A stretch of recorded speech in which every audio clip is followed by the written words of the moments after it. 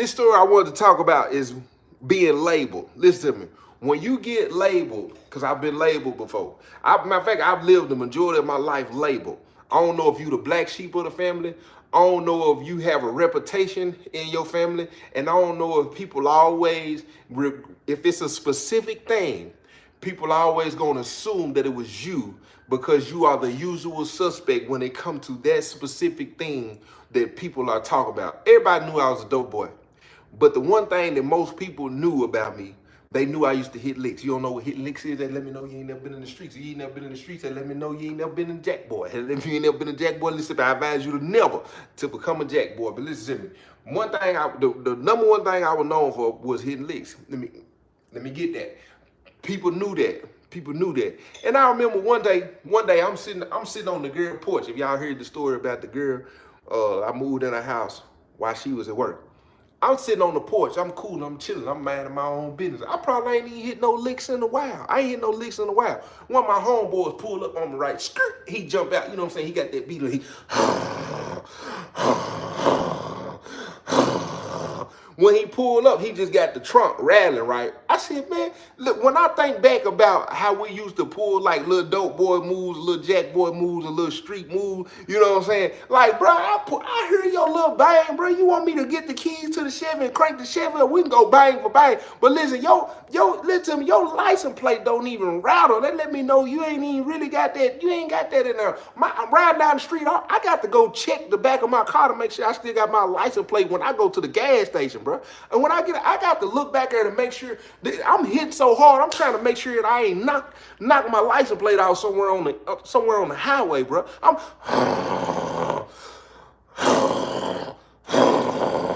I'm really hitting, bro. Then I got the bass knob in here. You understand what I'm saying? I'm saying I got the bass knob turned to the max. Don't let me ride through the block, right? I'm turning it on whatever song that I know gonna hit the hardest. You hear me? I might be listening to a little mellow song. Let it be some people out on the block. I'm turning it to the song that I know gonna hit the hardest. I'm talking about when I come through there, it's gonna feel like, man, man, listen, if you riding in the car with me, you're gonna think you was sitting in one of them chairs at the mall getting a massage. You listen, like you in here like it. When you talk, it's gonna sound like, hey, Josie, hey, boo, turn it down a little bit. You know what I'm saying? That's how hard I'm hitting when I come around the corner. Like, you can't even get your seat. You got to lean up out the seat to even talk to me. You hear me? Listen, there, yeah, look. So I'm sitting on the porch. I'm cooling, I'm chilling. My homeboy pull up right. He sit in the car for a little bit. Man, I hear that little bang he got, man. You know what I'm saying? Then he opened the door right. He got the little tweakers. He got the tweakers in the car, meaning you can hear the words real good. You can have the bang, but you gotta have the tweakers. You gotta have the tweakers where you can hear the. He popped the door open, right? And I can hear the words real clear, right? He get out, he rapping, you know what I'm saying? He be like, you know what I'm saying? He rapping or whatever. So I'm sitting on the porch, I'm slick hating in my head, right? But I go on and hit him like that, you know what I'm saying? You know what I'm saying? I go on and vibe with him a little bit, right? He turned the car, he reached back in there and turned the car, right? Boom. He closed the door, he said, bro, man, you heard about what happened? I said, nah, when he come around the car, right? We come around the car, he got to look. He said, man, they done robbed Captain D's. I said, who done robbed Captain D's? He like, man, I don't even know. And then he say, man, that's why I came through here. He like, I seen you sitting on the porch. I was like, man, I know that ain't my guy, right? I'm saying to myself, he thought it was me. He said, man, I know my guy didn't go without me. I said, man, I ain't robbing no Captain D's. I said, ain't nobody robbing. Y'all, I ain't never been known for robbing no chain restaurant, no chain fast food restaurant. I ain't ran in no Taco Bell or no Wendy's or nothing like that. Why would you even connect me? He said, man, you already know you be such. So he sit down, you know what I'm saying? I'm talking to him, he talk that, we converse, we having a whole little conversation. Next thing you know, a couple of days go by. The whole city is connecting my name to robbing this Captain D's. And I'm gonna tell you why they connected my name to it. Police came and hollered at me. They connected my name to it because they said I had a gang called the Black T Gang. This is a true story. If you all black with the black forces They said it was my people. And the people who robbed Captain D's had on all black with the black forces. They ran in there, robbed Captain D's, ran out. They said it was some people that was connected to me. That's me being labeled. Point blank, I had a reputation. Even when you don't do something, if you known for the something, them folks is gonna tie you in and make it as if you a part of that. No different than, listen, if you known for talking about people, if you in the vicinity of where somebody has been being discussed and your name come up, people who know you for talking about people behind their back, get what they're gonna say? Oh, I already know. Dude, I already know. Oh yeah, it sounds just like that. Who was over there? I know that. I guarantee people already done labeled you. And the hardest thing for people to try to get people to understand when you done made a transition is, I'm not that person. But by the time you have that stigma, it's done. It's just like if you in school when they say usually the second person to pass the lick always the person to get caught. And the second person who passed the lick, always the one who get caught, is also the one who gains the reputation of being known for passing licks. Then you gain a paper trail. So even when you on your best behavior, if you on the yard and something happens and you in the vicinity, guess what they gonna say? Such and such was over there. You under investigation. Point blank, period. Yeah, it's good. That's really good. You on the investigation. Point blank, period, right? So, now, penitentiary rules in effect. Okay, so boom, Copperfield folk, right? So I'm sitting in my cell one day, I'm cool and I'm chilling, all of a sudden, dramatic effect me, please. Black Giant come to my cell. Pop, pop, pop, pop, pop. Hey, Joe T, I need to holler at you real quick. I said, man, come on in, bro. He popped up.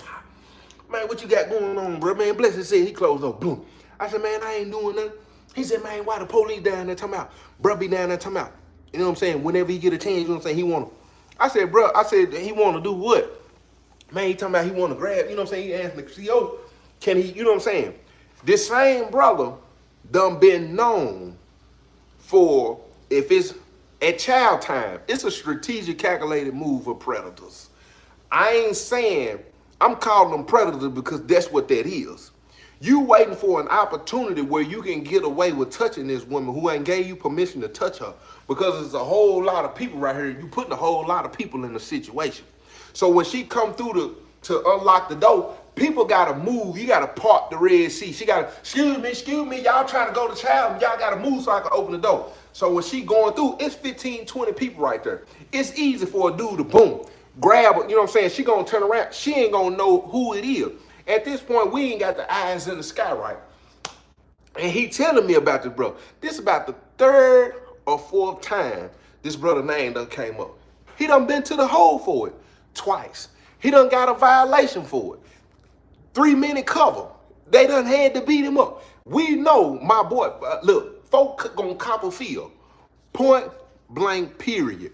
By the time he chill and he relax, you gotta go, if you go like, I think it's like 6 months without a write-up, you know what I'm saying? They can't hold it. Don't quote me on this. If you've been locked up in Tennessee before you watch this video, correct me if I'm wrong.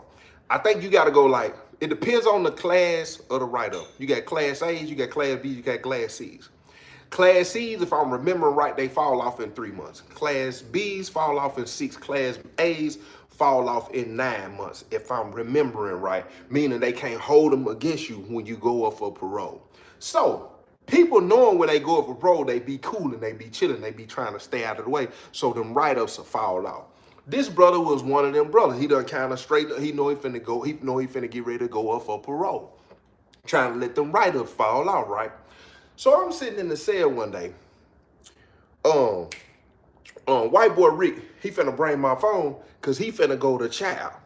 I heard her holler, child time, child time. White boy Rick, I'm hearing everybody, they grabbing their coat, boom, boom, boom. They running down the steps. She telling them, of course, you got 5 minutes to get to the door. She gonna let everybody out. White boy Rick hit the door. Pop, pop, pop. Hey, Joe T, let me holler at you for a second, man. I'm getting ready to go to child, bro. He hit the door. Pop.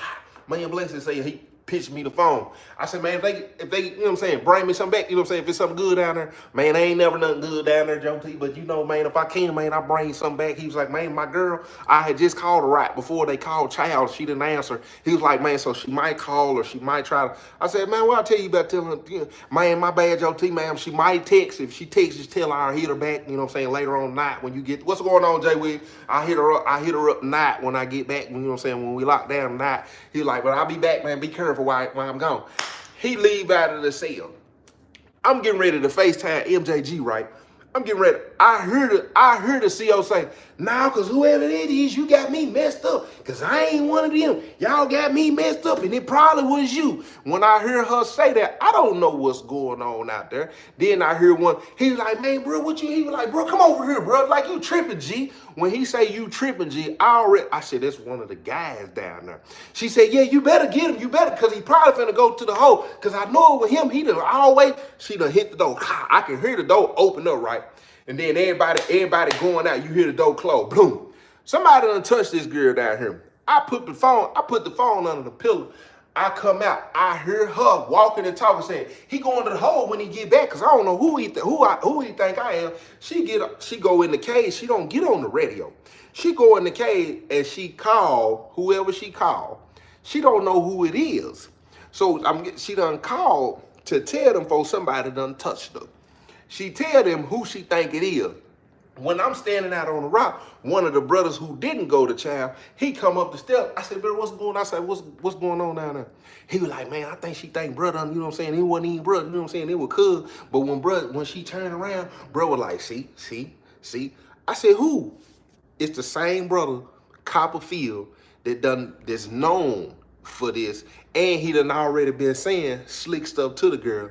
Now somebody done touched her. What he ain't understanding is, listen, bro, you getting ready to go for parole, and you playing these reindeer games here, and she ain't playing with you. She probably didn't want to call it because she didn't know exactly who did it, but what you saying and acting the way you was acting, you done gave it off as if you done did what you done did something you ain't had no business doing. So at this point, you know what I'm saying, I'm sitting here and the gold badges come in the building. When the gold badges come in the building, I'm sitting there, I hear gold badge on the rock, gold badge on the rock. We still sitting there chilling. Bruh say, man, she done called the police on, bro. She done called the police on, bro. I said, man, that crazy. But look, I'm finna go in the cell. Listen to me. At the end of the day, bro gonna have to handle it. That ain't got nothing to do with me. I'm finna go in the cell. I walk in the cell, I get on. I'm calling on FaceTime. I'm good. I ain't tripping on none of that. When they come back from child, gold bag still in here. Soon as they come back from child, they lock bruh up, take bruh to the hole. This the thing though. It was a Crip who touched the girl. Now at this point, bruh getting ready to go up for parole. They come in, they lock bruh up, they take bruh back there on pending investigation about him supposedly had touched the girl, right? So while he back there, he send a kite out. Me being the COS, I'm gonna touch the kite. He sent it out. It's going to the PC. It's going to Funny Folk. The funny folk get it. He done read it. He come down to the cell. Joe T, I'll let you, bro. G be the reason. I said, boy, here we go. He popped it up. Man, bless his said, here, bro, read this, bro. I pop it open, and he back there talking about he didn't do it and this and that, and we need to holler at Cuz and them and tell Cuz he need to take his charge. He getting ready to go for parole. I looked at Funny Folk. I'm finna see what he got to say. I said, what you think about this? He said, man, bro, finna get ready to go up. He was like, man, bro didn't do it. He was like, bro, I was down there. He was like, bro, didn't do that, bro. He was like, man, then they got bro. I said, well, what? I said, so, bro asking us to go to the Crips, tell Cuz he need to go tell him that was them, that was him. I said, bro, you know they not finna go for that. He said, I already know, bro. He said, well, what if? I said, man, bro, listen, bro. 9 times out of 10, he finna have to try to fight that. Evidently, she didn't know who it was. She didn't call on the radio and report it immediately. It's several other people right there. She can't say she seen him do it. I said, he was like, man, bro, I was down there, you know what I'm saying? Bro right there talking about, see. I said, see, that's his problem. He already got a history of it. He already been labeled that. So bruh back here fighting this case, he done sent out 4, 5 kites asking us to holler at the crib and tell him he need to fight the case. Now, the thing about the hole, if it get too packed, they'll let people out of the hole. You can fight your case on the